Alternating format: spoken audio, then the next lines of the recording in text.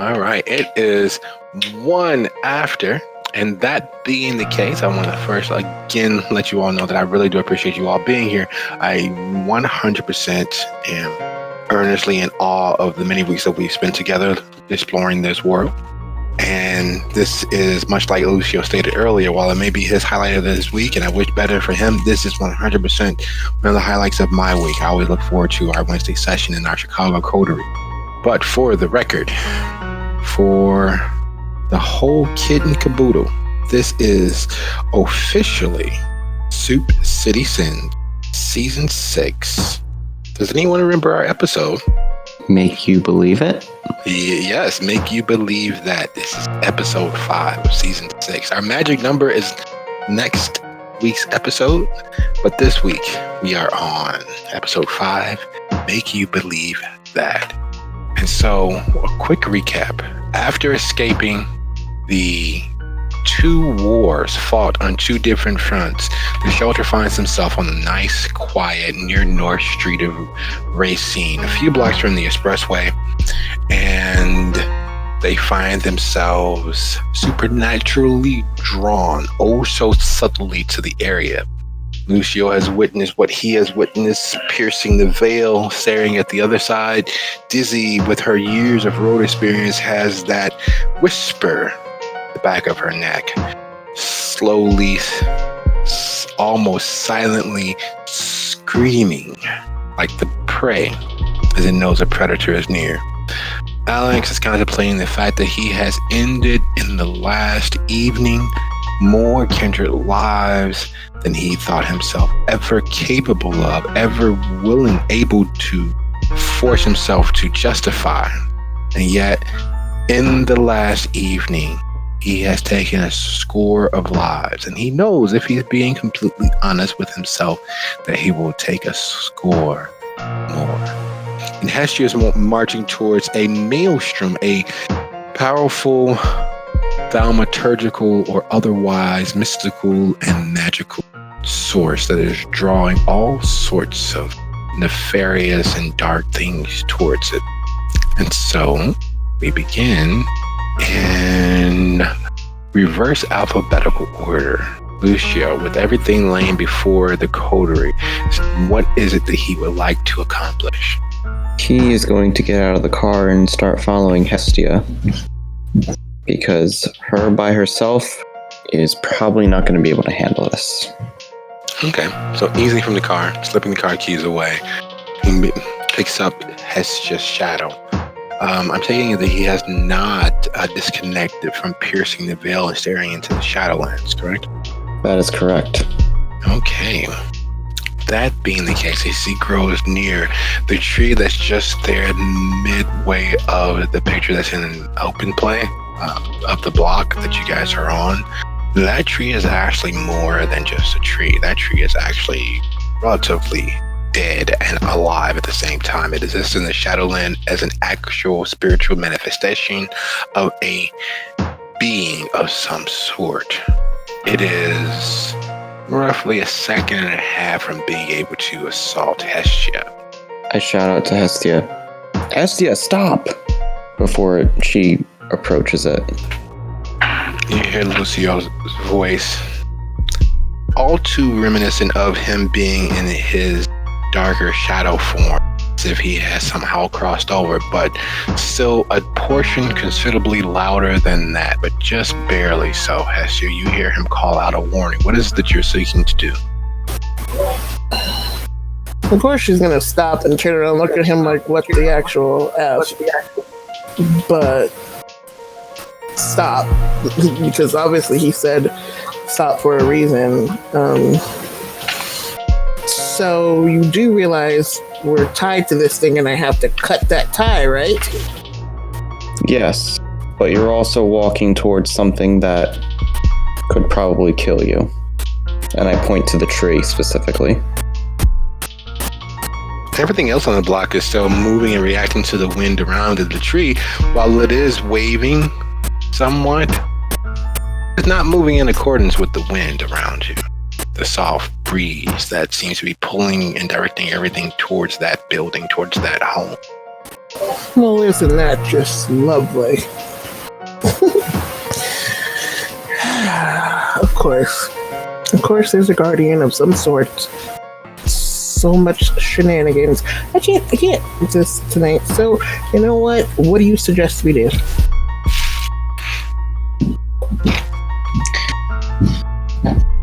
Well, we can either try and go around it.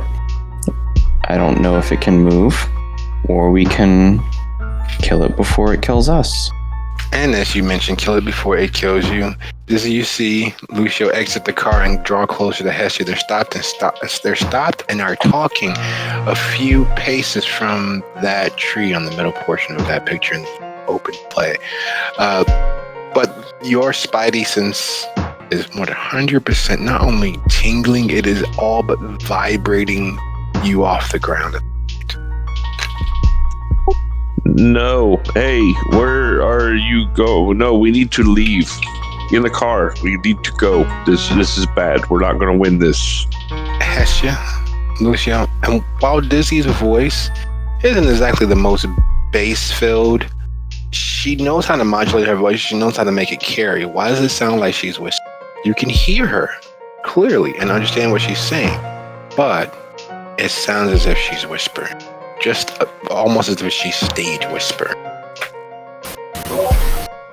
Well, I think we should get back in the car, maybe, and drive. I can probably sever whatever this is from further away. I don't trust it. Alex, you heard Dizzy yelling, kind of, sort of, but not quite. But as the more she spoke, the lower her volume, even though it seemed as if there was some semblance of emotionality there as well. And you see Lucio and Hestia a few paces away, speaking amongst themselves, almost whispering just below what you can hear. That's not like them at all. I'm gonna, there's obviously something crazy going on here. I'm gonna go towards Lucio and Hestia to get a better handle on what's going on and try to look around and make sure there's nobody who followed us or anything like that at the same time. Okay. Just going to go ahead and roll wits plus awareness for me. There are certain times where ignorance truly is bliss. It really is peaceful, and it really does make things a lot easier to swallow, make things a lot easier to deal with. As you move towards Lucio and Hestia, you realize that the water hydrant, which is normally sounds like a mini waterfall because you've seen waterfall hydrants being opened, you realize that it is barely audible. It's like listening to a humidifier gently mist the air instead of the torrent of raging water that it actually is. You realize that the soft echoing touch of the wind feels far lighter than the push and pull that it has on everything else around you, on your clothing, on everything else. You realize that Dizzy was probably using full volume, if not very close, and it only came across as a whisper. And the moment that all of those things register in your conscious mind, having spent time studying and still studying with Hestia just these last few weeks, you realize that that building has an equal and that direct opposite aura as your abbot's temple, as the Kempo's temple, the monastery. It has the equal and opposite feeling of a church in service. It has the equal and opposite feeling of every bit of light you've ever known, every bit of goodness you've ever known. And it seems to be growing in strength, as if you are nearing a blast furnace in hell, an open gaping maw of sheer unadulterated wrongness that should not be in this world. And then there's the fact that that tree, you are sure, moves closer to Hestia and Lucio. I'm gonna rush up to Hestia and Lucio to make sure I can get, like, because something is messing with the with my perception of the world around me, I'm going to make sure I'm close to them so I can maintain an earshot of what they're saying. If volume is being distorted, and also since they seem to know a lot about all this mystical stuff, and have more experience in that than I do, I'm hoping we can conduct a plan of action, because Alex's instinct with evil is to fight it, but if he can't fight it, then he'll have to come back another day. And just like that, you all feel like Dr. Dre and Snoop Dogg from back in the mid-90s, when it's on. And as Alexander closes, both Lucio and Hestia know that Alexander usually only moves that quick as there's immediate danger. There is combat afoot, or at least somebody to feed on. And he rushes closer to you all. So in order of operation, Dizzy, you are the farthest away. You get a chance to see the full scene. You, unfortunately, have seen the full scene. Don't like what you see. In passing, you read a few of the Harry Potter books and kind of enjoyed that idea of that world. Watching a tree come to life and attempt to murder people you know is not necessarily the best of feelings, especially where you are mentally and emotionally with the traumas and drama of the evening thus far. First, you kill an army of Dustborn. Then you all explode a portion of Chinatown amidst the hungry dead that exists there. And you find out that Valkyrie is no longer amongst the land of the unliving. And then the trees come alive to kill you. What is it you're trying to do? Well, upon seeing Alex head over that way, she shouts, "No, serious, no, that's the opposite of leaving. What are you doing?" And then, I guess since no one can hear her, she's, looking for her gun at this point. Well, with it being so valuable and her having all but connected with it on a spiritual and emotional level, not something that she would let too far out of her grips. So, fumbling underneath her coat, which is still a little, not quite sopping, but still a little wet, drawing the firearm forth, what is she seeking to do with it? Well, seeing a tree come to life, I guess that is the target. All right, that being the case, firing from the hip, would you be so kind as go ahead and roll dexterity and firearms? And while that's happening, alphabetical order for you three, or you guys want to work in opposite alphabetical order, because you guys are within comfortably now that it has moved closer within the kill circle. I guess we can stick with alphabetical since Dizzy just went. Hestia curses and looks up and realizes they should still try to run. So she's like, "Who's all for getting out of here?" And raises her hand and turns to Buck. If it chases us, then it's on and popping, but we need to at least try to get away first. All right, dexterity and athletics for your Hestia. Lucio, Alexander, what are you guys doing? As the tree literally begins lunging for you all, you are comfortably within this kill circle at this point. I'm gonna grab Lucio and blink away. I would very much appreciate that. Yeah, that's what I'm gonna go ahead and do. All right. Well, that being the case, would you be so kind as to roll dexterity, athletics, and add your celerity to that roll? Am I rolling anything? No, you are a partial at this point, unless of course you choose to do something else. Huh? Fire over his shoulder, curse, scream, hiss at it. A good vampiric hiss can go a long way towards intimidation. Not yet. I'll save it for another time. Let's see what we have here. And the results are... Hestia raises her hand and begins to run from the area. She puts knees to elbows. As she's putting knees to elbow, Alex is suddenly there and then suddenly not. You are able to look over Hestia's shoulder as the tree erupts in flames. Now, normally flames are various colors of reds, yellows, blues, sometimes occasionally even green if it's not burning hot enough or clean enough. And it's clear that a tree in the city would not be burning cleanly. Unfortunately, that lack of cleanliness still should keep it somewhere in the visual and visible light spectrum of flame.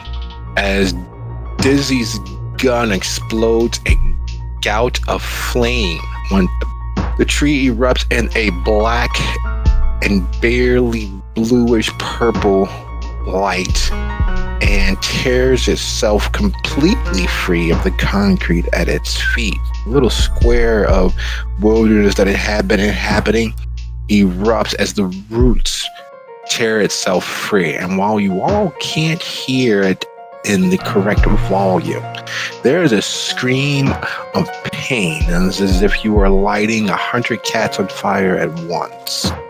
And give chase, it most assuredly will. It's bark cracking and breaking, and you can hear the snap of logs like they're in some fireplace, except for the logs just screaming and rushing towards you. The boughs of the tree shaking in an attempt to put the flame out. So, Alex, Dizzy, Lucio, you guys are furthest away and potentially have distance weapons or are at least closer to the car. What is it that you're seeking to do? Since I have the keys, I'm going to get in the driver's seat and start the car. I'm going to look back at and try and find where Hestia is. Hestia is roughly 6 steps further in front of this tree that is beginning to take all due interest in giving up any facsimile of seeming like a normal tree. Engulfed in this hellish flame, it is bearing down on you all, with Hestia interspersed halfway between you and it. Hestia, feeling the heat of the exploded tree with the flames crackling and popping as the wood burns, what is it that you're seeking to do? I am motherfucking blinking and landing on the car and yelling, go, go, go, go, go, go, go. Alright, that been given to me. Sometimes go ahead and roll strength and athletics. You need at least one success so that you don't get knocked off. Because I'm taking it that Lucio would immediately shift into gear. Or would he attempt to wait for Hestia to get in? I imagine he'd wait. Okay. Diz, Alex, there's a flaming tree bearing down on you all. Hestia hops onto the hood of the car. What is it that you all are doing? I'm going to get in the car. Wait, where's Clyde? We'll say Clyde is running and screaming into the car. Okay, yeah, I'm going to get in the car. I got a messy critical, so I'm pretty sure she jumps up on the hood and dives through the moonroof, halfway sticking out, and is pretty much shouting in Lucio's ear, go, go, go, go, go, go, go. The sheer franticness and the unbridled monstrousness of that demand echoing in Lucio's ear as everyone barrels in, the bullet falls in, some, barely completely in, yelling, screaming, go. Lucio, do you drive through the tree or do you try to slam it into reverse and pull back down the block? Reverse. All right. That being the case, it will be a decided contest if you reach the barrier before it gets to you. Would you be so kind to go ahead and roll your dexterity and drive? And I'll roll for the beastie. I made a mistake, guys. I have no dots in drive. Should be fine. You slam the car into gear and peel out faster than anyone has ever reversed ever in waking knowledge. In the midst of doing so, the tree does a stuntman leap forward to land on the hood of the car. Its limbs and branches forming this twisted and gnarled hand of God. Its boughs aflame, the leaves burned away, leaving the stench of burned ozone in the air, and it slams its branches and limbs through the hood of the car. Your car is effectively 1.5, maybe 2 full hits of this thing from just dying. The engine begins to smoke under the weight of this flame. The once bright grayish brown bark of this tree has dyed a unseemly ghoulish black to match the flame still burning. I'm gonna pull a bit of a risky move here. I'm gonna try and use Arms of Ahriman and have them reach out and push the thing, like topple it off the car. Well, now, that is interesting. Let's, I'm not sure how this will work with me driving the car. If we all crash, I apologize. well, let's split the difference. Show, would you be so kind as to go ahead and drop that rouse roll first and foremost, and then roll your wits plus oblivion minus 1 die for the split focus. Wits and oblivion. That total of -1, so be 8. Oh dear. That is very, very dangerous. Let's see what your threshold of success is, because that is clearly a success. Alright, threshold of success is 6. What that means is in the matter of a few seconds, as everyone's doing their best to not freak out, that a tree not only came to life but was set on flame and continued trying to attack you all.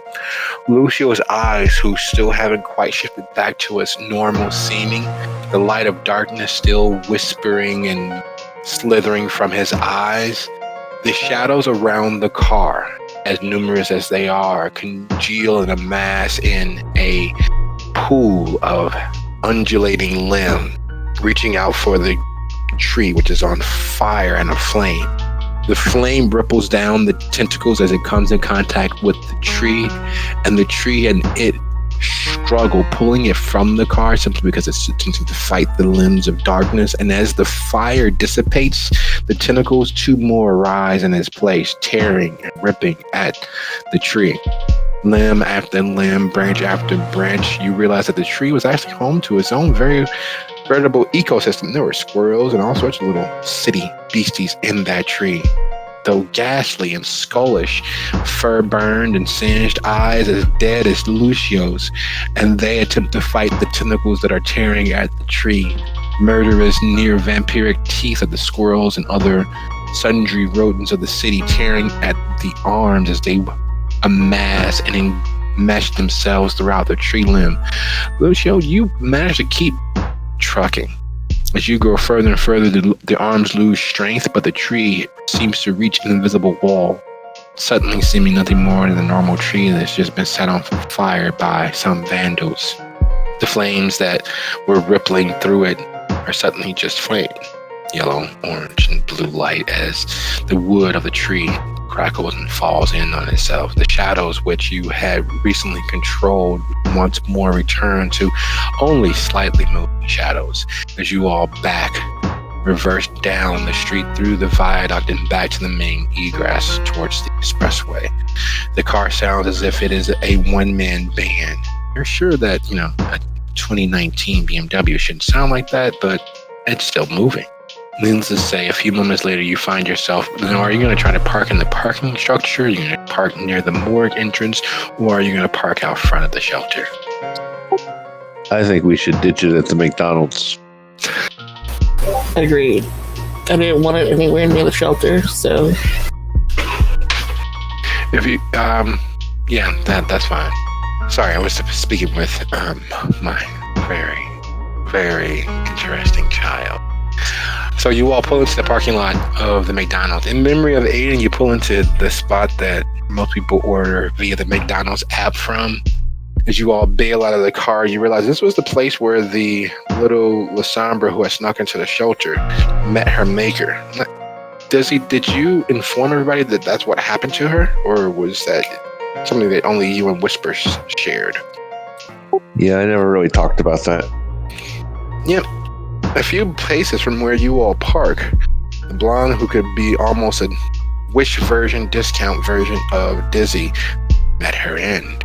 And so while Dizzy remembers that, the rest for you all, this is Aiden's 5-star all-you-can-eat buffet. He was always at McDonald's obtaining something for either him or for him. He did offer to bring back some for anybody else. However, this was his favorite establishment. And with it being open 24 hours, as safe of an area as you can possibly have in this portion of Rogers Park, it is, as per usual, a little secluded, a little quiet, and a little unseemly. The paranoia of the evening has settled in. You all begin looking at shadows and watching cars that pass. The walk from the McDonald's to the shelter 10-15 minutes at best, and that's if you move slowly and are carefully double checking your shadows to make sure that no one and nothing is close at hand. As you all trundle along, find yourselves at the shelter. Are you entering in through the main entrance, or are you going to try the morgue entrance, which has become your normal way of getting in and out as of late? I imagine we'd want to try and be discreet as possible. I'd say the morgue entrance, especially with Lucio's current hunger. He wouldn't want to risk encountering anyone he knows. Yeah, I corroborate that. We should probably Okay. We should probably go into. Excellent. So we've got 2 votes for the morgue entrance. Quick head count as far as it goes, as far as resources. Where is everyone as far as hunger? 4. I'm still at 1. I keep eating people, so I'm at 0. My hunger's been 0 for a minute. I redundantly ate a one quay. I am also at 4, which is probably the hungriest Dizzy has been in years. Oh, yes. And lastly but not least, where are you guys at as far as willpower? Willpower will affect your emotional states at this point, especially with hunger being as high as it is. It looks like I have 2 superficial damage to willpower so far, out of a total of 8. Okay. I believe I am only down 1, which puts me at 5. I think my willpower is at max 5. But I do have a couple. I think if I've done it right, I still have those couple points of health from getting jumped in an alleyway. Mm-hmm. Yeah, I've not spent the time to mend that flash yet. The reason why I'm asking, and the reason why it's even remotely pertinent, in the course of this evening, you all stacked not completely deceased Dustborn throughout the morgue because just of sheer space. So on the tables, as you all enter in through the rolling door and the double wide that you can lock, you are immediately hit with that strangely not quite blood, not quite vitae, but yet still nowhere near as alive as standard blood scent. It is definitely coppery and iron scented. It has a similar viscosity to vitae, so it's thick and rich, but at the same time, you know that it's not the same delicious euphoric of feeding from a human beast. However, if you can't get full flavor, it will definitely take light beer any day of the week. And so, upon entering into the morgue, anyone who actually has significant hunger at the moment will have to battle the beast or give themselves over to feasting on the not quite dead, not quite alive vitae of the Dustborn that has been stacked like kindling all throughout the morgue. Yeah, I gotta peel off and go hunt, I think. All right, so first things first, upon hitting the morgue and having that scent, that lovely stench, immediately punch everyone in the nose. Would you be so kind as to roll resolve and composure? For those of you with a hunger at 3 or more, you will be needing an outcome of 4. For those of you with a hunger 0, but an addiction to kindred vitae, you need 2. For everybody else, just a lovely would suffice. That is funny. Fate has other intentions. You all have never seen, well, Alexander has witnessed, but no one else has seen Dizzy bear fang with such obvious relish and intent to feed as what happens once you all enter in and the scent of the Dustborn's life juice hits everyone's nose. Lucio returns Dizzy's hiss of annoyance and her beast rising to the fur with one of his own, except for his, as in choking down his beast and mastering his darker impulses by being darker than they could ever assume to become. That full, violent relish of causing pain and ending the moment, ending all threats to what he holds dear, comes bubbling to the surface. Now, as hungry as you all are, specifically starting with Dizzy, the first thing that's closest to you is that lovely, voluptuous gentleman who attempted to overrun you and Clyde. He was the closest one, drawn by your magnetic aura, by Clyde's madness, to come within grasp of Lucio, who laid him low and you all staked as night went on.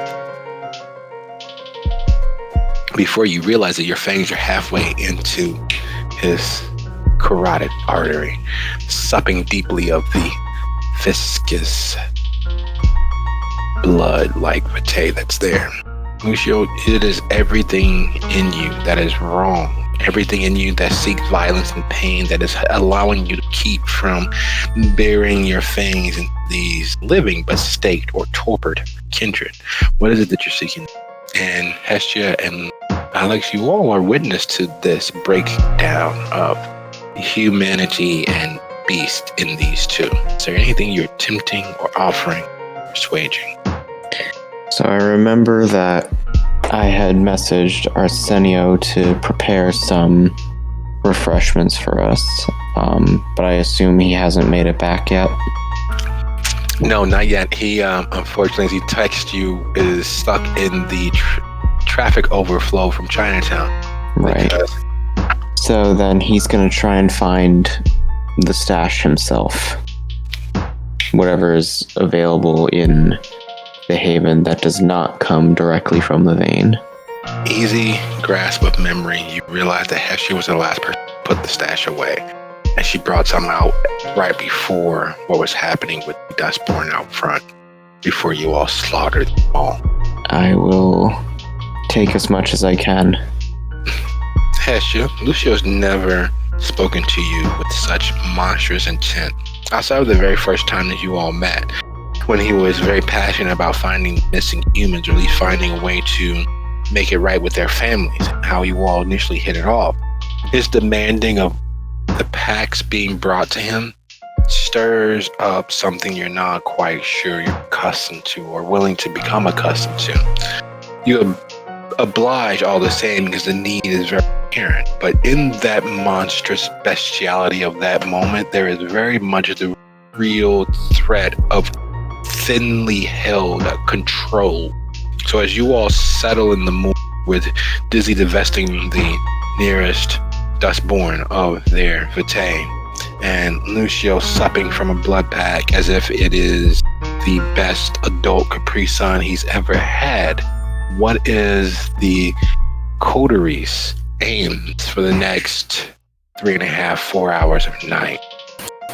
Well, after she brings him the bag back, she tosses it to him, but puts her hands on her hip and says, You lucky I understand what you're going through right now, because otherwise you get cussed out with what you just did to me.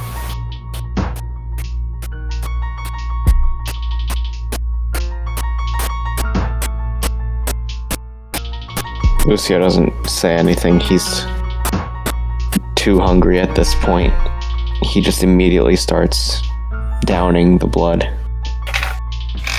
Alex is probably gonna go and try to grab Dizzy so that she doesn't drink dry the Dustborn that we're supposed to interrogate, and try to get her off of the staked prisoners.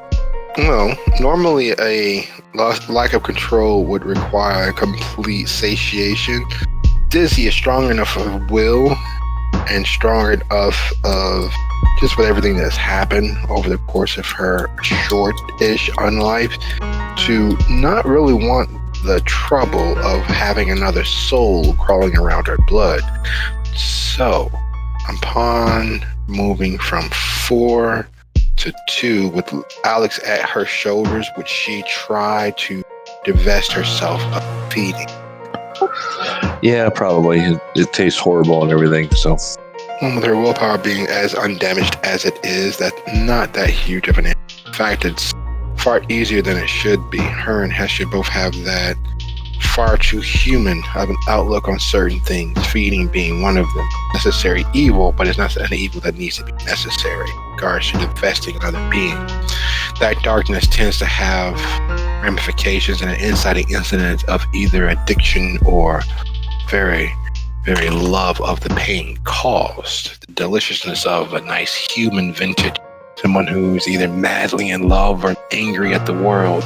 Someone who's afraid of their own shadow or willing to run naked, covered in A1 steak sauce into a lion's den. Those vicissitudes and variations of lifestyle, choice, belief, and philosophy rolled into one. So as you all are, again, in the morgue, having survived 2 wars this evening, the flaming wreck of the parking lot, the dustborn which are still scattered across the morgue, the Wan Kwai who went marching into Canaryville. And while it's never broadcast on a national level, everyone who has lived in Chicago, all of the kindred who are from this area understand Canaryville is what happens if you take the entire stereotypically believed racist South and put them in an urban environment. While the rest of the nation officially no longer has sundown town, Canaryville very much is just that. Many of the police officers who work in Bridgeport live in Canaryville. Many of the more outspoken inheritors of Southern heritage pride live in Canaryville. Many of those who read Mein Kampf as a bedtime story live in Canaryville. And that's where a mass of Asian-looking kindred, Wan Kwai, went marching tonight. And while Lucio isn't as knowledgeable as to the chant, neither is Dizzy. Realize that Arsenio was sent to drop off the other half of Molotov somewhere in Hyde Park. Could be nothing. Could be a lot. As we're calming down and kind of thinking, that fact hits her again. And she just, because she was pacing the floor, she kind of stops cold and goes, "You didn't," looking at Clyde. "Tell me you didn't." Well, Clyde, in the course of you all arriving home and getting situated and getting settled and as Dizzy and Lucio fit, made his own way off camera as an excellent. The scene, he, in the course of the last few moments, has gone about his own undertaking. Running out into the hallway, she shouts down the hall, "Clyde! Oh no. Damn it!" I actually want to ask Hestia, because that tree was terrifying, like internally. So do demons exist or something? It takes her a moment to realize you're talking to her because she is thinking about what Clyde may or may not have done just now. Demons. Yes, demons were a thing. That was not a demon, that was a treant, but demons were a thing. A treant? Like Lord of the Rings treant? They are guardians, sometimes evil, typically. It looked pretty evil. They're fey creatures, obviously. We ran into the changelings at that bar that one time. It's along those lines. So, unholy, evil, fairy tree thing is what attacked us. Not a demon. But demons do exist. Got it. What do you think the Wan Kwai are? They are demons in human form. They have taken bodies of previously dead and reanimated them, kind of like Persepolis. Speaking of which, Hestia, would you be so kind as to go ahead and roll your composure and blood sorcery for me, please? I nod at the two of them as if all this seems perfectly reasonable, and then I sit down and wait for my ghoul. As you're talking about the various cosmology of the Shadow World, the Shadowlands, the other side, the Oblivion, Arcadia, as where they mix, mash, and swim and mingle together, your head begins to feel as if it's being put into a vice. Your fingers begin to twitch as something has triggered or is triggering your words, and then you hear a knock on the morgue door. The morgue door facing the secret tunnel. As you all hear this, by the way, there's a knock at the door. You know, your super secret, out of the way entrance. Shit. She's grabbing for a table, trying not to crumple. It might be for me. It might not be. All the same, I'll hop up and start going that way unless someone stops me. Lucio pulls out his gun just in case. As you get to the door, there is a strangely short, brown-haired man standing in a two-piece that has been tailored to near perfection, standing inside the door. His mix of various light to almost black browns, making his hair seem as if it is a warm, glowing halo about his head. His liquid blue eyes glint and twinkle with some unknown light. Hello. Hi, we are completely happy with our electric company. That's fine. I'm here for Miss Green. Is she available? Maybe. Who the fuck are you? I am Mr. Michael Dubiard. You want to say that one more time? Mr. Michael Dubiard. Okay, I will go see what she says. And she will shut the door and turn and come back and say, there's a Mr. Michael something French here. So you're still muted. I didn't see anything because I was going to check the board really quick to see if I could figure out how I know this person. Without even really thinking about it, without even having to do much work in regards to checking the whiteboard or checking the outline of the chantry, you know for a fact that he is a ranking member of the Midwestern Chantry. He, while not nearly as high as someone like Dusable, the Regent, or even as Sylvia or Arichto, he's definitely either of a level or the level above Sanche. At least in terms of reputation. Should I tell him to bugger off? No, I have to deal with this because it probably has something to do with Sunshine. I'll go let him in then. Okay. Okay. And then I go let him in. Thank you. Thank you so very much. Absolutely. Can never be too cautious, you know. No, completely understandable. Miss Green, I take it that these are your allies, your friends, associates. May I speak freely? My coterie, yes. Speak. I like speaking freely, and then he drops all pretenses of the illusion that is held about him. And the truth of who he is and what he is comes barreling back into clear crystal. He is almost 6'2", 200 plus pounds, and if you saw him as you were heading into a dark alley, your natural inclination would be to make sure that you had a weapon near at hand.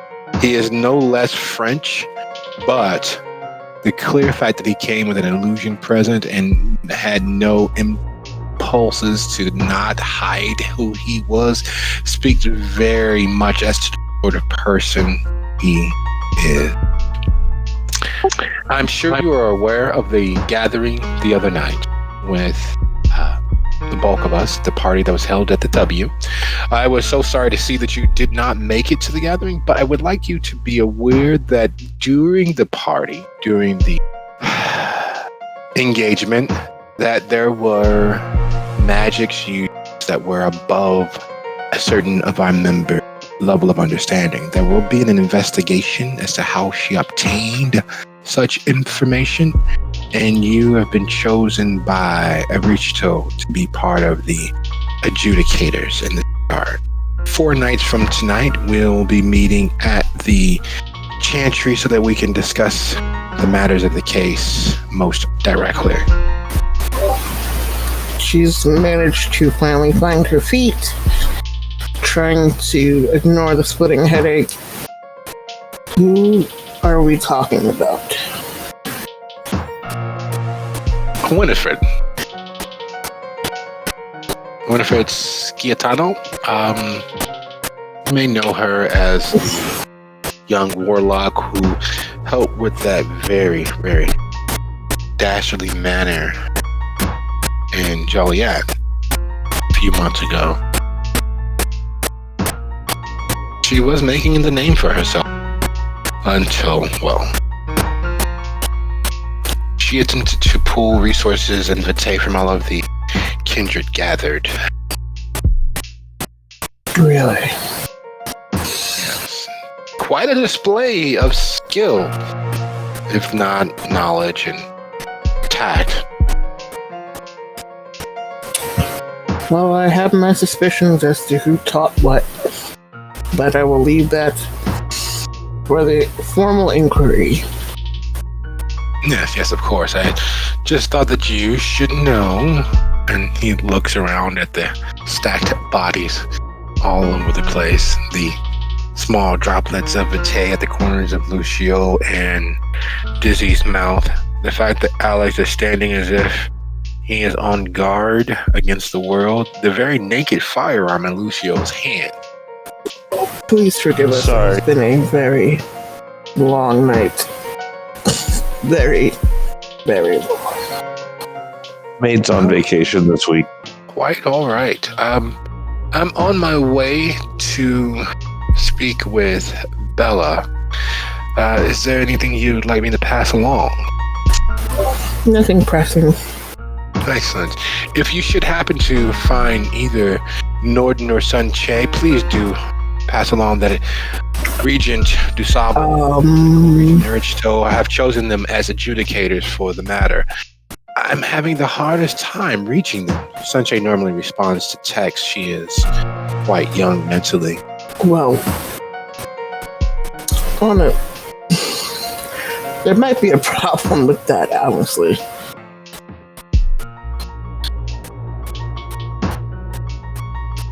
Sunshine. Did she lose her cell phone again? No. She lost her self entirely. I don't know where she is.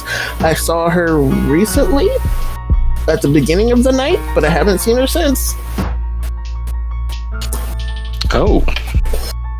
Really? There's kind of a buzz about something going on in Chinatown. You might want to check there.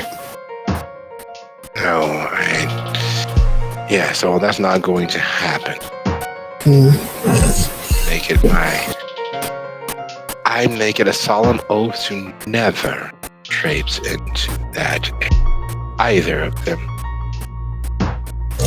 Well, that's why she's probably not answering her phone, because she's closely tied to whatever's going on there. So, who knows? Who knows indeed. Very well. I'll pass along the word that she will be able to fulfill her duties. But all the same, if you should run across either Norton at this point, do inform him. Will do. You won't. I'll see myself out. You will have a lovely. And the moment he starts walking back to the door, the illusion of the barely 5 foot tall, of feet, well-dressed gentleman starts to materialize around.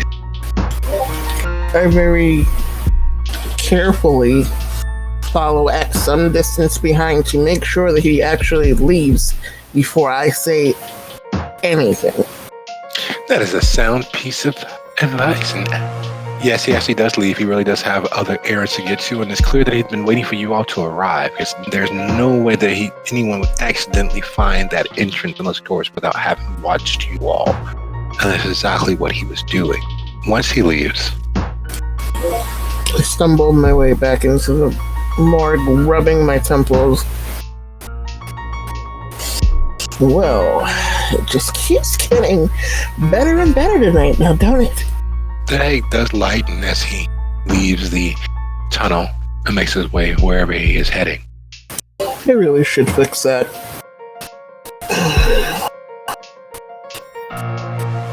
That hurt like a son of a bitch. Okay. Well, that's not a problem for right now. That's not a problem for right now. We will worry about that in 4 days. If we survive that long.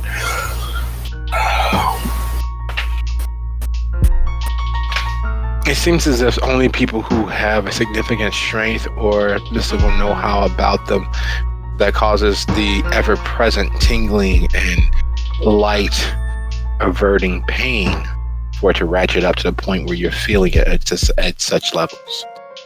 So you all are in the morgue with bodies stacked like firewood, with having seen what some of the Tremere, some of the Chantry members are capable of, because that was clearly not obfuscated. It wasn't a trick of the mind to seem someone different. He took on the very real and tactical appearance of someone entirely not himself. You all are also aware that other members of the Chantry are using knowledge above their station. You are aware that there are one Kwai within the city, formerly called Kathian and Kwaijin, and literally Chinese or Asian vampires. You are aware that, well, some of you are aware that your ties to the supernatural have lessened by degrees.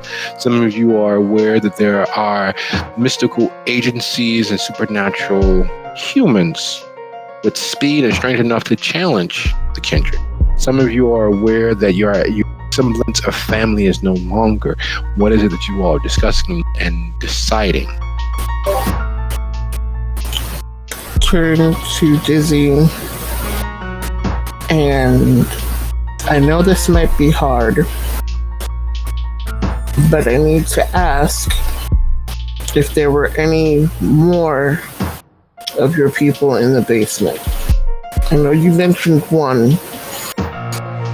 Was that all there was? Because if there was only that one, they probably have them somewhere else. I don't know. We didn't go to any of the other rooms, so. If I may.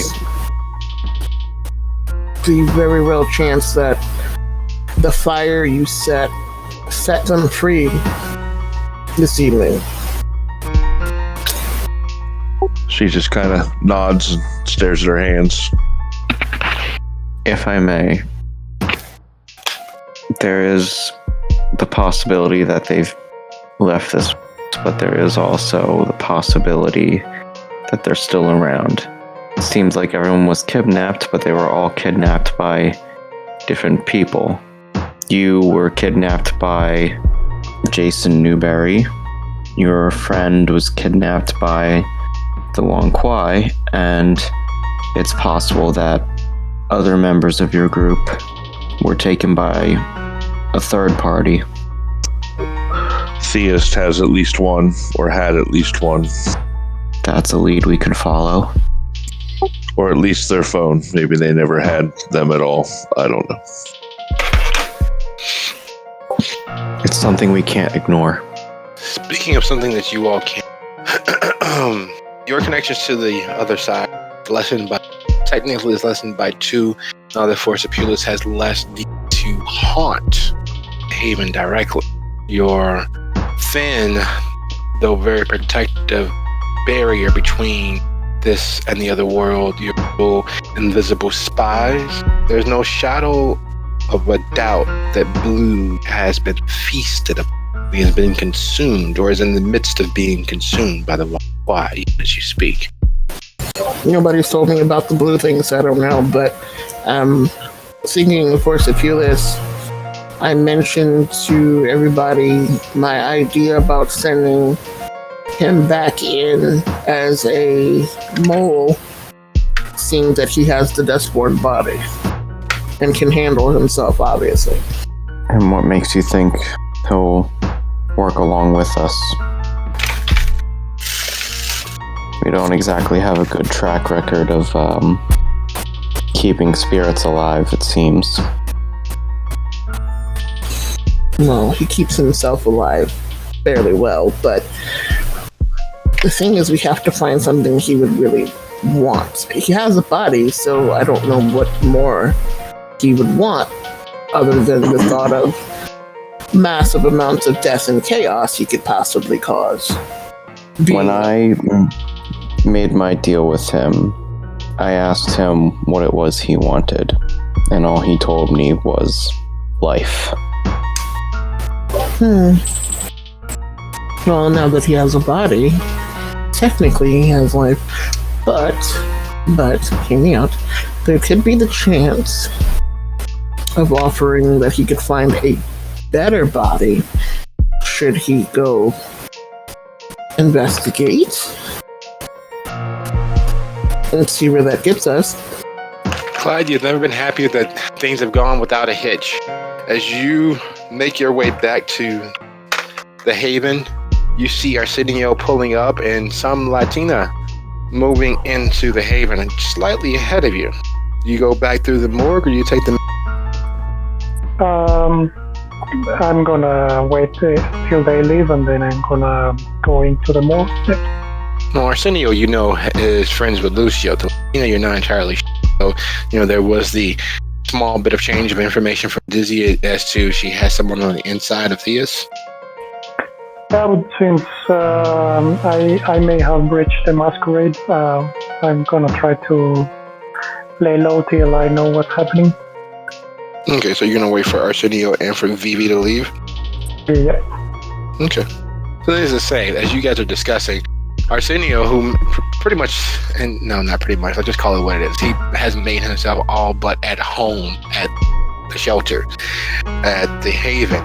And he raises up the rolling gate and opens up the door like he's coming home. Only thing that's missing is a tray for him to sit his keys into. Hey, how you all doing, huh? You all have looked better? And he looks at all the bodies stacked. Which ones are going up to the oven, Estia? Do I remember which ones? Yeah, you have them marked. They're on separate tables. Yeah, Alexa wanted to keep for questioning. So I tell him anybody not marked is probably going up. Alright. I wish I had one of these back in the day. And he starts moving the table toward the door with the dust board stacked on it that are not going to back. Vivi is looking from him to this, like, should she help? Should she not? Dizzy just pats the seat next to her, or whatever she's sitting on. She nods and comes over and takes a lean, not quite a sit, because while she's fairly confident and okay with little Dev, the sheer volume of bodies here and the fact that she knew how they got here, having been killed in the street, she's still trying to come to grips with that, even though she has a nice, tough, almost blank facade as Arsenio gets to work moving bodies up. As he gets the tables to the door, I gotta tell you, I didn't think the whole Molotov thing was a good idea, but fuck, you should have saw that building go up. Poof. All those people throwing things, it was a mess. Is the restaurant gone then? Oh, I didn't even swing by the restaurant, but I thought it worked the same way. Your guy, the little, the Clyde, I gotta tell you, he's a man of his word. And they were worked up. It was like watching the night that disco died all over again. People were storming the building, throwing the library building over in Hyde Park. Oh no. He didn't. Yeah. Oh my god. I'm going to kill him. That's it. Oh, he better not come back here, because if I see him, I'm killing him. That's it. What has he done? The library building that he wanted me to drop the other Molotovs off at the parking lot down there in Harper Court. He had a bunch of guys got together and they went and lit it up. How'd that song go? Turn the beat around. No, that's... Oh. Fire. Burn, baby, burn. Burn. And he starts singing as he's starting to take bodies off the table and carry them up the stairs to the oven. You can hear him in the distance, his voice echoing off the empty walls. Burn, baby, burn. Seen anybody vibrate with anger? She is vibrating with anger. All 5 foot. up right now. Eyes probably going beast. Why? Why would he do this? Isn't he a Malkavian? Yes. Then there's your answer. I make my way to the morgue when he leaves. Speak of the devil, and he shall appear. Clyde comes walking in, fit and right, and is happy with the world because he has managed to, in the course of the evening, they've destroyed the Dustborn, they've turned the Three Happiness into a crime scene, and the Tremere Chantry, the main chantry of Chicago, has been lit on fire like a tinderbox. You should have saw the way those warlocks were worried and screaming, and all because Sunshade wanted to feast on the madness and all of the gray matter inside his head. She launches herself, claws out as fast as she can, and goes for the throat.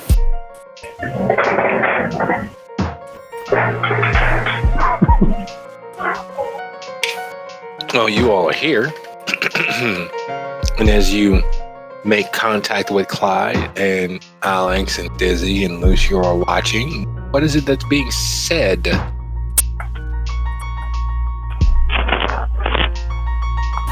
There are no words. It's unintelligible. Can I try to stop her with dominate?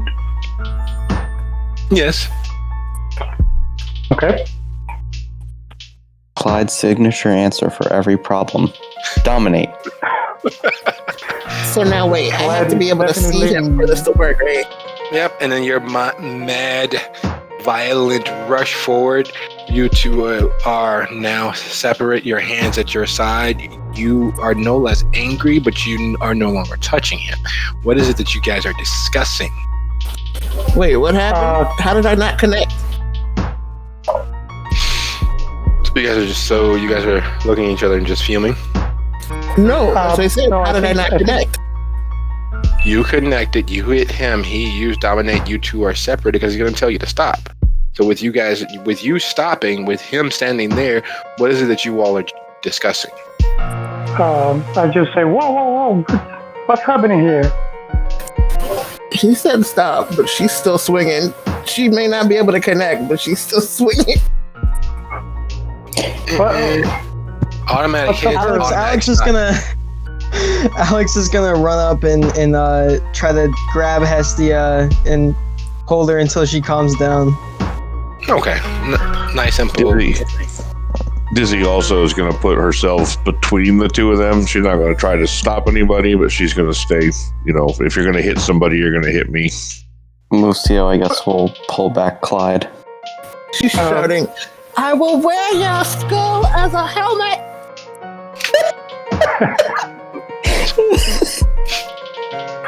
He says, is it because of the family? 'Cause I didn't mean it. I just lost control. It happens sometimes. Did you know them? I'm sorry. Clyde? What? I smack him.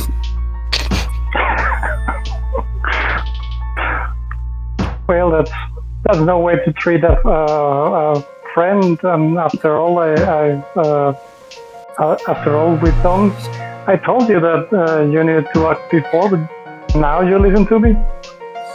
Clyde, why did you set the library on fire?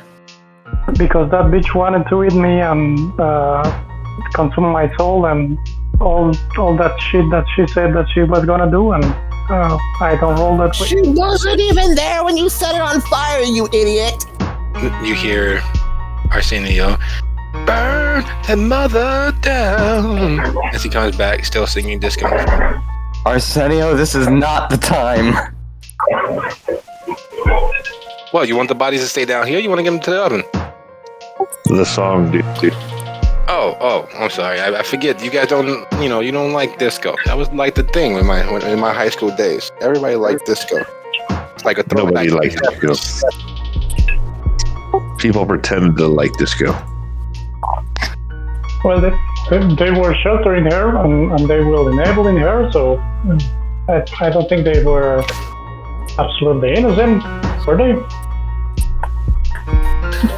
She's looking for her blade in her pocket. I know Alex has her around the waist, but she is patting herself down looking for a blade. Holy shit, who the fuck are you? You hear Arsenio say from the hallway. Friend of Hestia's. Ah, fuck. Oh dear. Yeah, they all in there. Hopefully you got a strong stomach. And he continues on his way, carrying them back up to the next body, up the stairs to the up. Now I catch you guys at a bad time.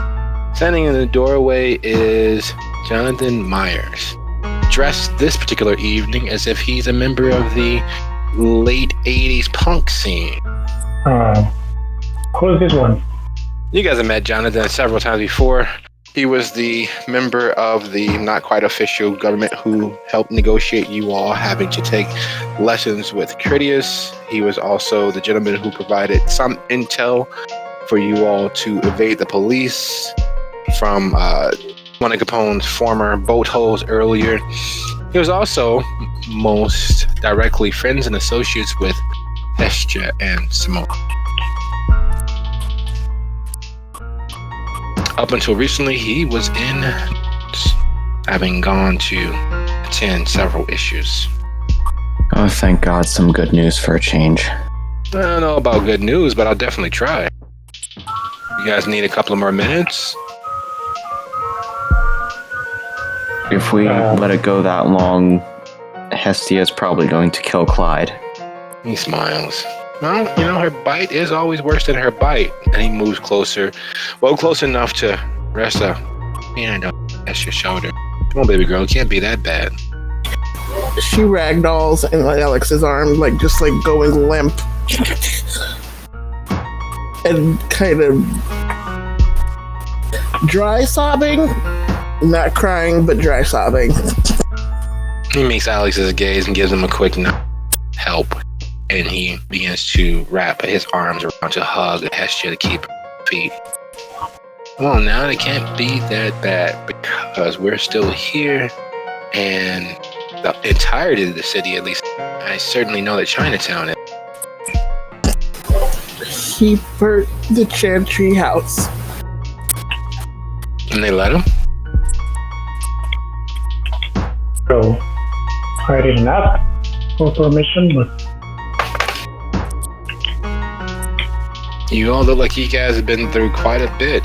And he looks over Lucio, who still bearing the scorch marks from the supernatural dragon's flame that he was brushed, his shadow form was brushed with. The very much still blood-splattered Clyde. The not completely blood-splattered or covered Alexander, though considerably soggier than he should be. And the various contusions and loosely rinsed remnants that cling to Dizzy. And the fact that you all smell as if you all have been attempting to burn a maple tree. And then Vivi, looking to all the world as if she is what she is. Hired muscle. Here to either shoot something, stab something, kick something, or drive something. So, what did I miss? Besides the Chantry being set aflame and no one stopping it from happening. Were you all involved? You guys have a spill? We were fighting for our lives at the same time. We had to go to Chinatown. Sunshay's missing. She might be dead. I don't know. Let me provide a little more detail. Earlier tonight, we were assaulted by an army of Duskborn. He gestures to the room around them. They failed. Then we had to go into Chinatown. We failed. And now Chinatown is up in flames. And he looks to Clyde. Well, they tried to set us up. No. I told you it was a very bad idea. Alright, so you all fought for your lives, one, and Hester, you're crying over warlocks, and I didn't think that was in your wheelhouse of care. This.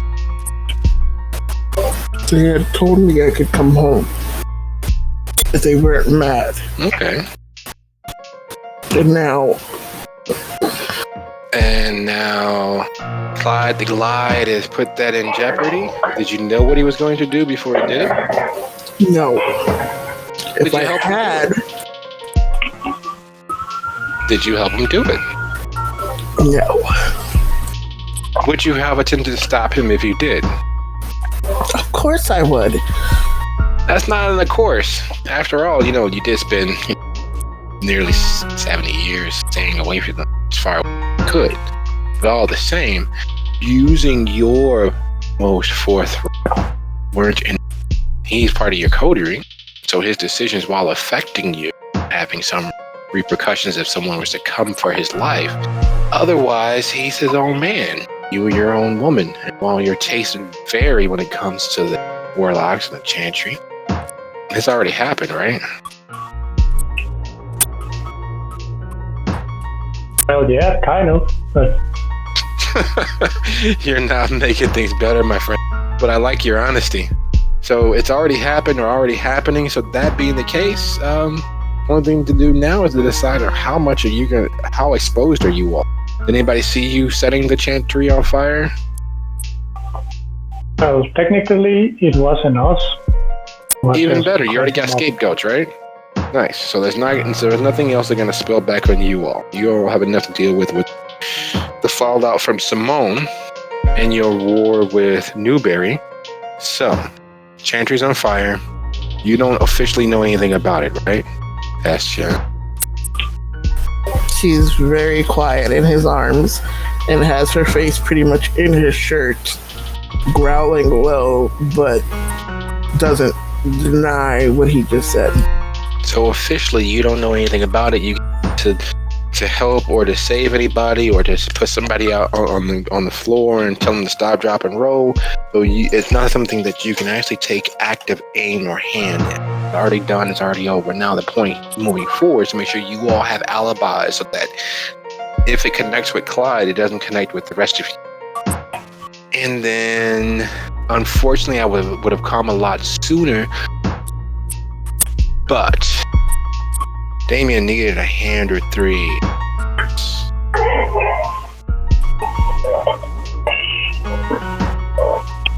Things didn't quite work out the way that they were planned. And while the laws of Elysium have completely violated, they definitely were sorely tested. I think that's all of the good news for you. You, Blondie, you weren't part of the team before I left. Nope. I'm Jonathan. Everybody calls me Myers. You are? Everyone calls me Blondie, apparently. Well, it's the easiest thing to see. It's nice and bright. It's a good color for you. Suits your skin tone. I like it. And you, tough girl, you part of the team or you're a hanger-on? Vivi looks at Dizzy, then looks back at him. Serious? I'm part of the team. As long as she's part of the team. Oh, okay. Well, that being the case, I'm not sure how aware you all were about my little trip to Wisconsin, Milwaukee to be exact, with Damien and a few of the others. That trip was in the service of Prince Decker. It was also to work out a small bit of alliance between the two major cities, portion of Michigan. Unfortunately, it was also to get his backing if the negotiations that Jackson was having with the Lasombra fell by the wayside. So that Chicago would have extra, if need be, strength of arms. Excuse me, what? Yeah, since last year, since just before the Empyrean, Jackson has been negotiations with the Lasombra in regards to becoming officially a member in good standing of the tower. There have been several experiments allowed to stand and live their best version of their lives in the city. Some have been given positions of authority, like hound. Others have been given positions near authority, deputy hounds. Others have been assigned various tasks to prove themselves individually, which so far has worked out for the most part. However, officially, there have been negotiations with members of the envoy from the Sombra clan, Hold the Minoctus, join the Camarilla official.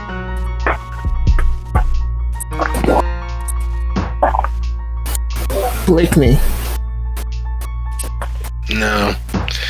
No, she has clawed and fought her way to a position of power in the Protectorate of Dalton to ensure the treaty between Chicago and Dalton.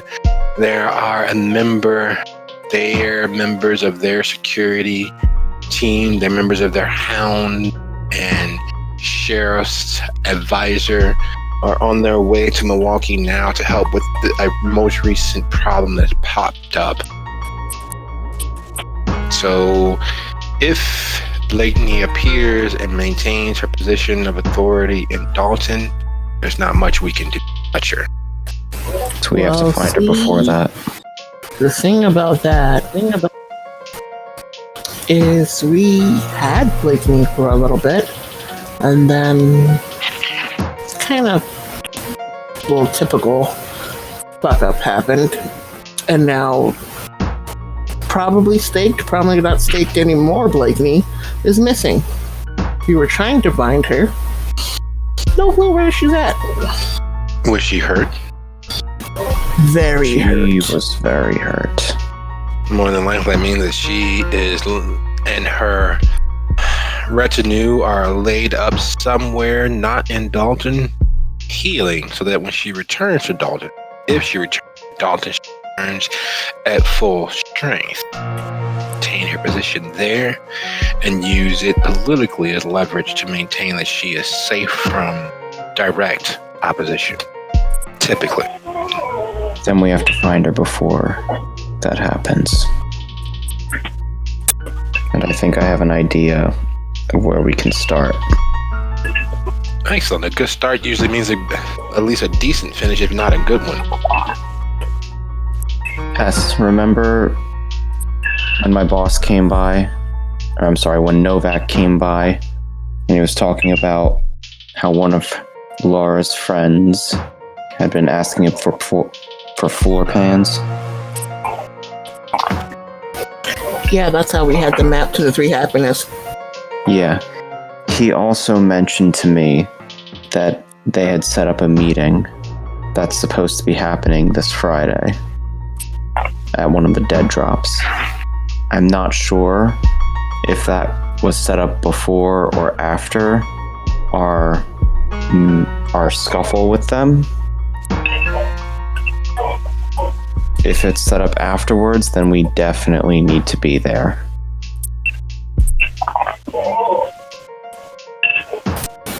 Agreed.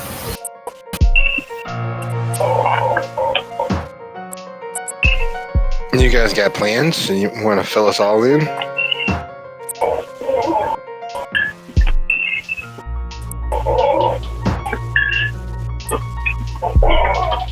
Right. My plan is to hide out where the meeting is supposed to take place and catch them by surprise if they show up. Shock and all usually works, which makes my next revelation of information all the more to the point. Apropos, as you all know where the Bob Woods is from here? I do not. It's right down Cicero. It's not that far. But the reason why I mention Bob Woods is be there in roughly 35 minutes. There's a whole city, at least people of any importance, that needs to be there. After what shook loose with Jackson's negotiations and Damien's negotiations. And clearly, whatever it is that you all set on fire, not that anyone knows what that was, there has been a decision made, and we are all needed there. So, a little tidying up, dressing up, rinsing the scent of smoke from our skin, and then we all need to make at least everyone who's a hound, deputy, or of this coterie. Oh boy. That's pretty much everybody. I don't know. And he points to Vivi, and then he thumbs over his bag towards where Arsenio's grabbing the sixth body and carrying it up.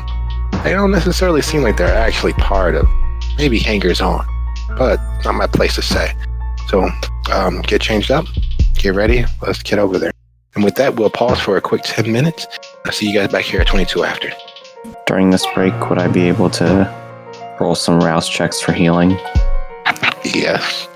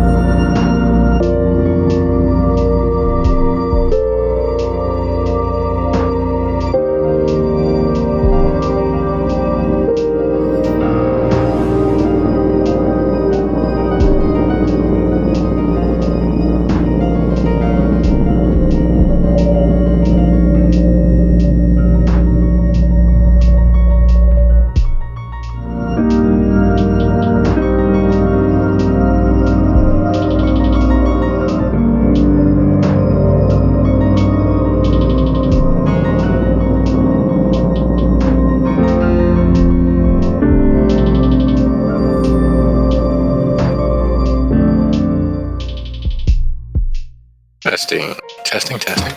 Everybody back? Anyone back? Yep. Here.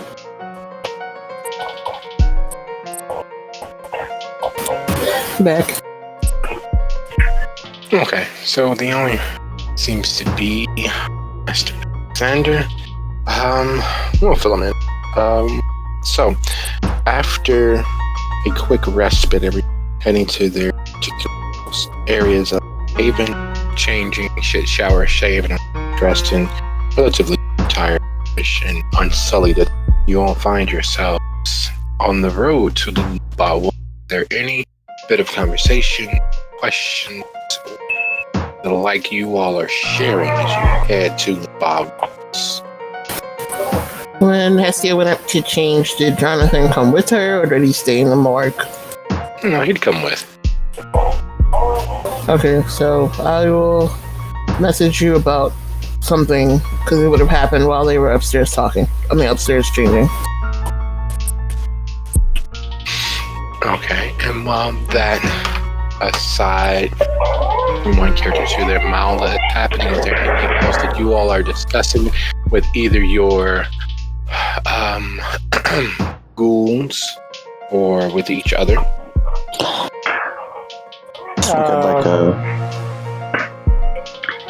Clyde is very fidgety, and he's watching everybody kind of going around, and he says, "Now, this place that where we are going, is it not going to be another ambush or another setup like the last one?" Considering that this seems to be something called by Jackson himself, the chances are lower. Not zero, but lower. Kind of seems like you really don't have a choice either, though I would, if anyone has other accommodations than here, I would probably use them today. Yeah. People not out for revenge necessarily, but we did make a pretty big statement, so there might be some people who just feel threatened. Yeah. Tonight's been a bit busy for us, I suppose. Well, there's busy and then there's what to do. in one night, which is not over yet, you all have broken the hidden army of the Children of the Dusk. You have poked the hornet's nest and lived the tale of the Wankwai, who run Chinatown and had a boundary of non-interference from the tower.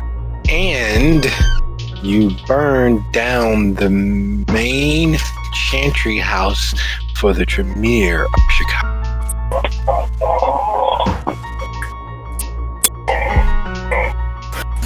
Did they take a car or were they walking? Well, they take a car, they take a van. Just to get everybody there in a semblance of relative peace. Instead of, traffic in Chicago, even at this hour of the can be hell. Well, supposing Jonathan's driving. I was going to say maybe Arsenio could drive. Arsenio likes driving. Works too. Who has shotgun? I guess I can take shotgun so anyone in the back could have some conversations. I'd like to talk with Arsenio briefly. Do tell. What is it that you would like to speak? I'd like to know if he's heard anything from the Don or about the family in general. I hate to tell you this, Lucy, but I've been keeping low as I possibly can and not getting anybody's attention. With the Don being bad, it's the old days anew again. And while Aggie was a kind of a brat prince, at least he had some semblance of not leaving blood in the street. The Don is a different sort of monster, old school, my way, or he'll send you flowers sort of guy. Aggie tried to live up to that, but truth be told, he was never the man his old man was. Some of us have been discussing making a truce with them, try and fight the bigger enemies about. Well, if you can manage it, probably going to ask you to do something for him to make things right. But if you can manage it, that might be the best way to say he's old school. Fire and brimstone. Guy that you slap his son, he kills your family. He's that sort of guy. And with you all standing up to him, even accidentally, you've proven that you got some balls, but that just gives him something to aim for. With the threat of the Sabbat and now the almost certain threat of the Wankwai retaliating, having some people with experience, not just kicking ass and taking names, but also experience with the more spiritual aspects of our world might come in handy. Especially with what the Wankwai seem to be capable of. Yeah, I'm sorry I didn't get a chance to see that. You all look like hell. Real talk, I was a little worried, but it seemed okay for the most part. Clear. Trust me, be glad you weren't there. All in all, I think it might work. If you got something that's really kind of valuable. I know they were interested in this place for some god-awful reason, but that might be the bargaining chip. Access limited, but at least more than what they had before. Yeah, like I told you, he's old school. A little bit is never enough. Hopefully it will be, at least for a while you guys get your feet under you, so that we don't all end up in body bags or, in your oven. Don't suppose there's any sort of familial sentiment. Yeah, I'm a fucking rat. I'm sure before he ended Aggie, he made Aggie talk to him. That's just his way. He wants to know everything. No better way than... So, Aggie's definitely gone? Nobody's seen him or Mama since the video that we saw. I'm sure that they're gone. Well, I'm not sure. You gotta do some strange things. What if he's one of you, and then who knows? But anyway. That's almost a guarantee. And if that's true, well, death is not the end. Yeah, some things I'm definitely gonna miss. Dead was dead. There's no about it, but dead is only dead if you burn the body, right? Yeah, And even then, they might come back to haunt you. And while that conversation is going on in the driver and shotgun, Dizzy and Vivi, is it just taking in the sights, Vivi falling back to her natural, more militaristic mindset, or is there any bit of information that's being exchanged? Because there are lots of questions that Vivi has. While she would never put Dizzy on the spot in front of friends, she does come. There are clearly questions, especially as Myers seems to be a man and no coming on relatively late in the game as far as she's. Dizzy will just tell her that now is not really the time to get into a Q&A, but to just the people that they're going to see are probably people that don't like to be questioned and shouldn't be questioned and shouldn't be messed with. So It's just like going to see my abuela. if she had fangs and a murderous bent, yes. No one's perfect. She had a mustache. She didn't have fangs.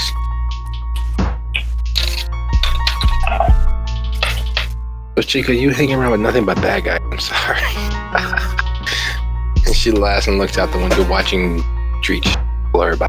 Arsenio wheels the van as if it is Caddy itself. Although the van's a little lighter, less maneuverable, Caddy. Not like a four-body trunk. Well, in the middle and back seat near by Myers, bit of conversation, sight being exchanged. While we are heading that way, I want to say, Hestia, I can make you a deal. She was sitting on the other side of Jonathan, so she just kind of turns her head and narrows her gaze at him. Listening, obviously, but not acknowledging the fact that he spoke to her. He says, well, I know that you are very serious about the things you do, and I don't doubt that you can wear my head as a hat. So, since I did manage to save your life, how's this? I'm gonna leave Chicago and you count that saving my life, and we are even. How does that sound? There's a definite exhale when she doesn't mean to breathe, but you shouldn't have to leave because I may or may not want to murder you.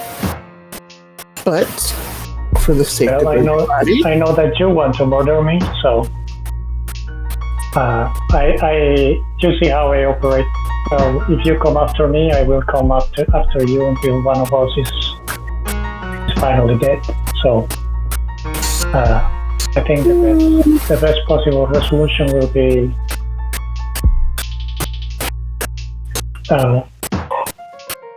call it a life wound, and we will be fair and square. So you want to call a life for a life and call it fair and square? I've seen you with your little needle there. Yeah, seems like a fair trade.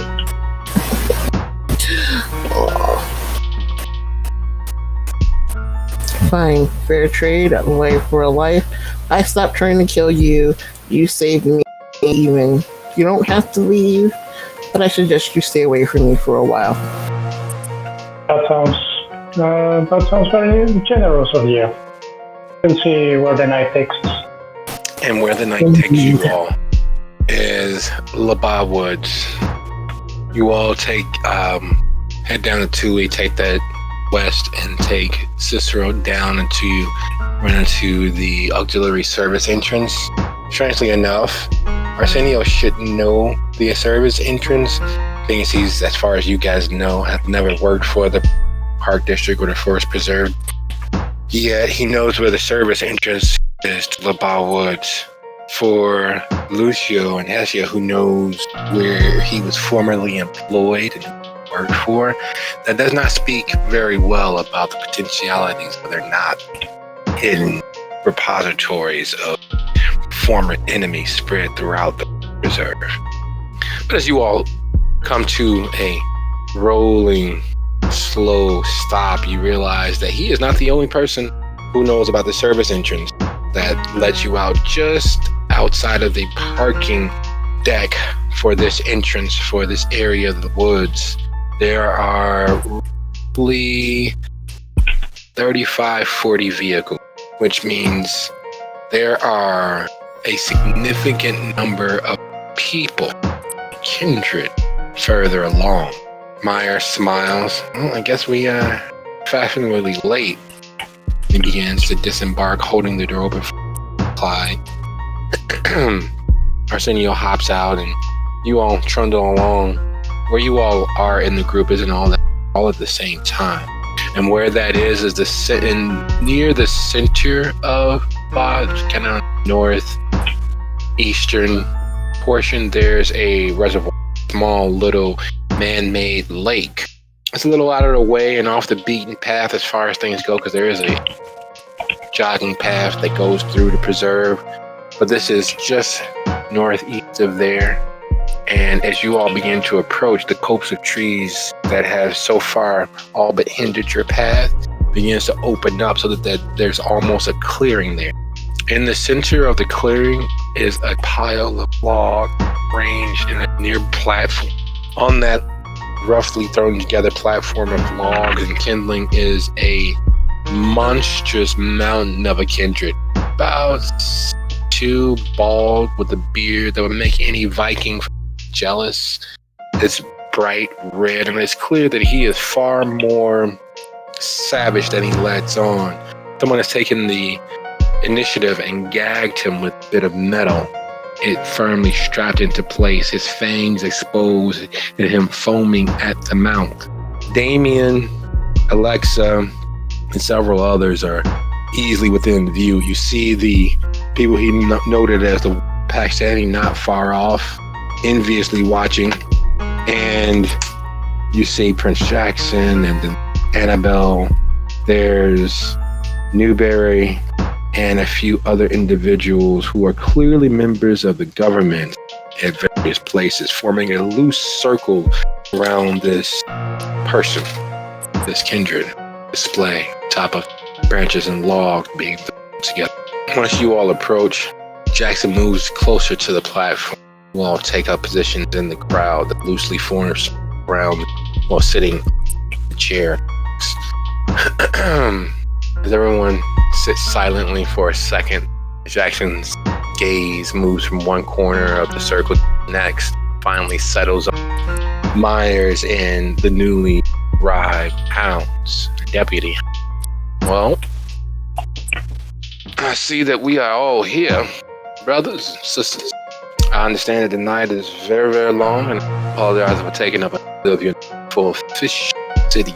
Know how we all have various fires to put out, our own interests that take dominance over time. However, yesterday I made a speech, spoke to you all, gathered.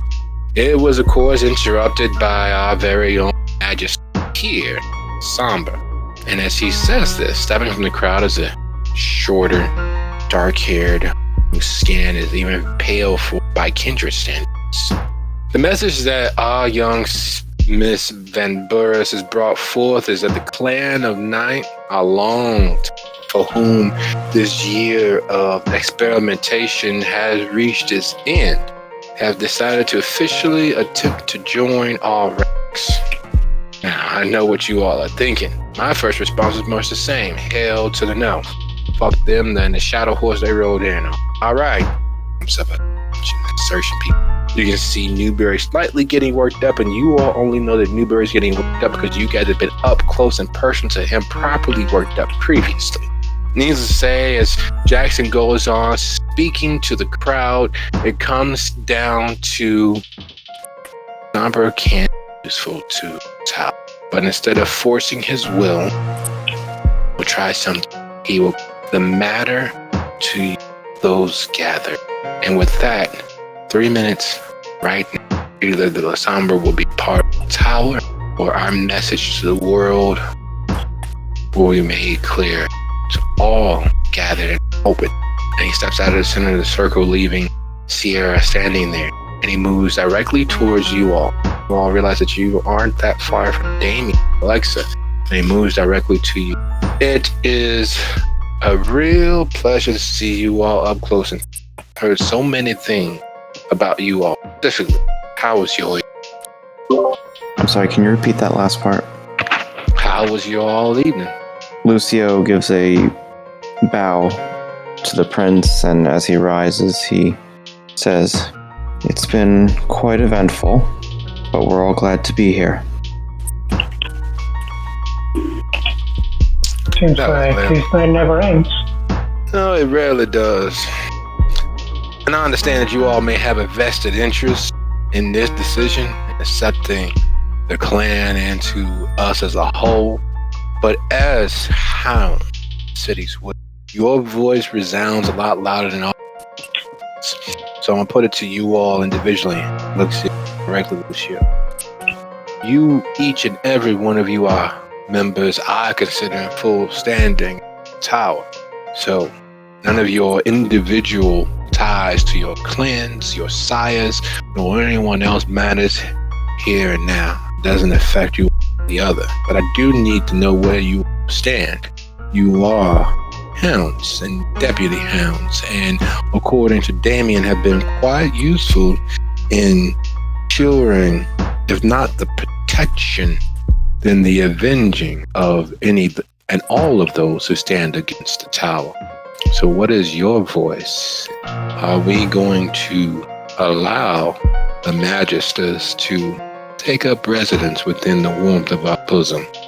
Well, if the prince thinks that's the best course of action, I think that we should listen to the prince. That was well said. That's still not much of a decision. What is your gut telling you? What do you feel? And you, my dear seer of the future, child of Malcav, what is it that you feel contemplating? I feel this is a very bad idea, but it's over my head. Miss Green, Dizzy, Alexander, where do you all stand in there? You, of course, as well, Lucio. Are you the extenuating circumstance, or are you the mean of it all? May I ask, have I ever discussed the circumstances of my embrace with you, my prince?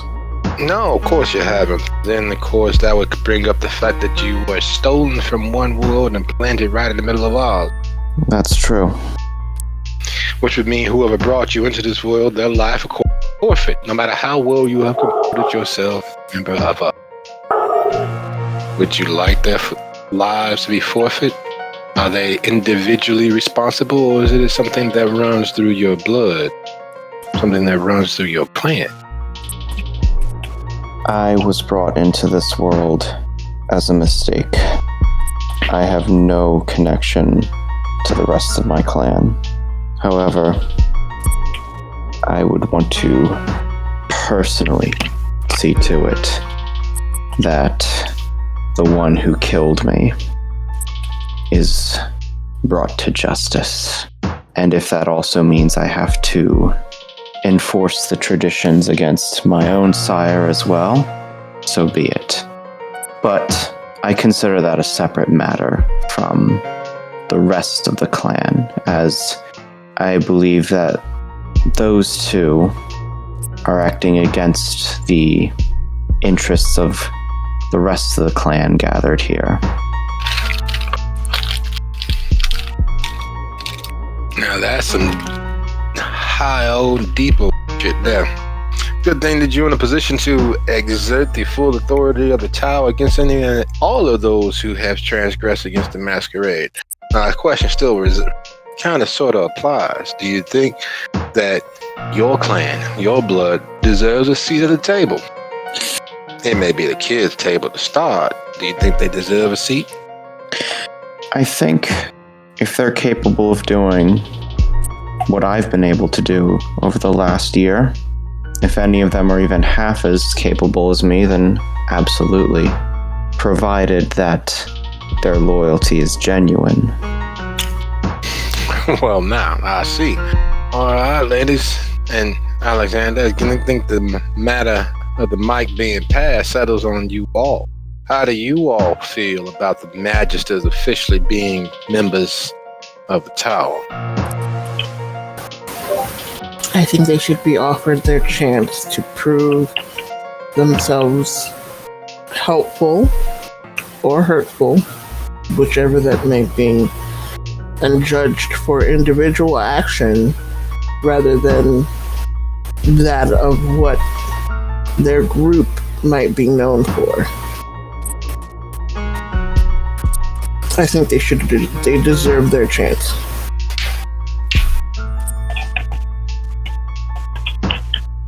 And the wondrous, so much heard of brouhaha of our gathering of hounds. Dizzy, what is it that you stand in the regards? About La Sombras? I mean, sure, I don't care. I don't care where they sit. Yep, I definitely can agree with Damien. You and definitely have more soon looking at you. But with the not caring what the outcome is that a yes?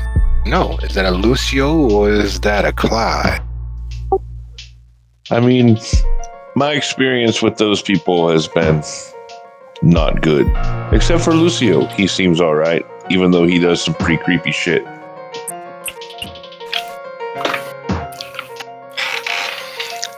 Well, my dear friend Clyde, looks as if you have been outvoted your own fellow hounds.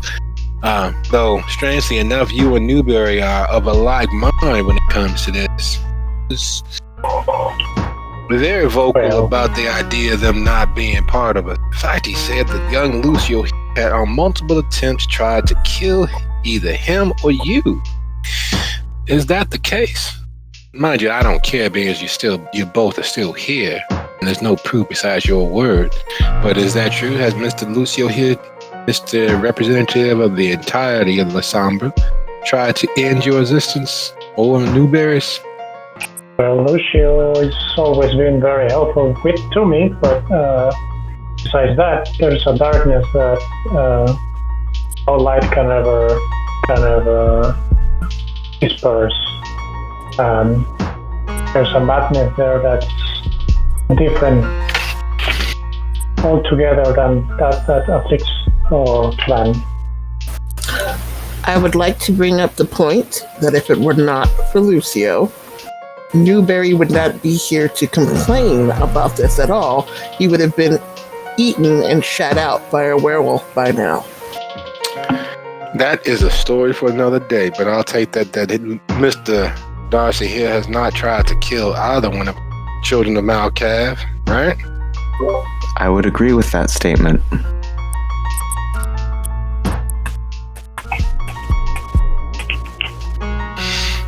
Taking a quick look around.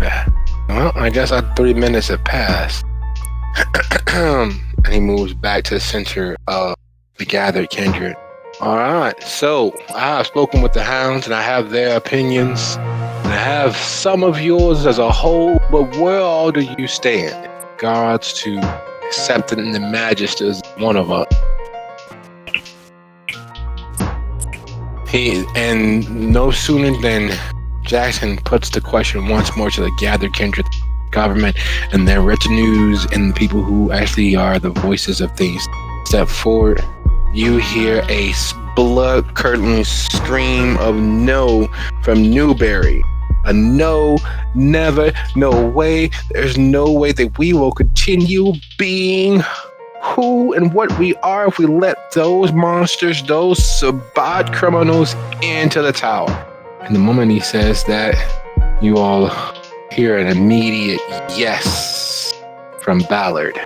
His corpuscular form large enough that you are surprised that you didn't hear him breathing from across the field. He's almost exactly opposite where you guys are on the side of the circle. But then when he speaks up, all eyes look towards the huge bulk that is him. Some clearly sneering at the grotesquerie of his weight. Others careful to hide what they feel about him. Because after all, you are literally looking at the bank, at the money, providing access to most of the enterprises in Chicago. Courteous looks dead at Lucio, then back to Jackson. No, as a clan, not at all. You're surprised by Annabelle as she again looks to the hounds. Of course, we give everyone an opportunity to either betray us or to prove that our trust has been worthwhile. And you see Rosa and Cameron talking amongst themselves back and forth, and then she says, yes, of course, they deserve an opportunity. And Cedric says, yes. And strangely enough, Jackson looks and moves toward the pile of logs gathered, removes a sword from laying at the base of the pile of logs. He walks back and he hands the sword directly to Sierra. So if you are willing to abide by what we have established, then his life is your take. You can end him and be accepted. Can't, then well. Do you all stay and watch for the execution, or do you guys begin to leave as a few other shadows pull back from the circle of gathered kindred? I think I'd like to stay for this, just to see what's going on. So everyone stays. And that shows solidarity, even though it means very much watching the end of another entity's being. You all watch as she lumbers up the pile of logs and stands at the kindred's right. She hauls back and swings as if she's trying to knock a ball out of Wrigley Field. The hand comes tumbling down and stops right in front of Jackson, who just kicks it back towards the logs. Damien moves forward. It's clear that he does not want to be here. It is clear that he would not have preferred. And without even knowing it, there's a certain paranoia that filters across that his vote and his say was clearly a no. But he moves forward. He lights a torch. And just as Sierra leaps free, he tosses it forward onto the logs. They immediately combust, letting you know that they were soaked in kerosene or gasoline or some ene, causing them to become immediately far more flammable. And as the logs begin to smoke and the conflagration turns into a full-fledged kindred bonfire, the reminiscent scent that hits your nose of the burning trees reminds you of where you were earlier this evening. Quiet, still of that block.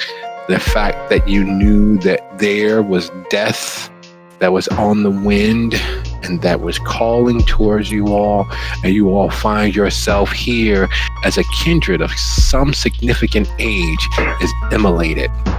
And on that note of the burning kindred and the scent of cordite and wasted vitae reaching your nose, we draw to a close. With the Lasombra officially part of the city, you all have defeated armies, and with your coterie having been tied closer together in ways that only those who have fought in wars could. I thank you all for a lovely session. I look forward to seeing what you all wreak next week. Have a nice night, folks. Thank you.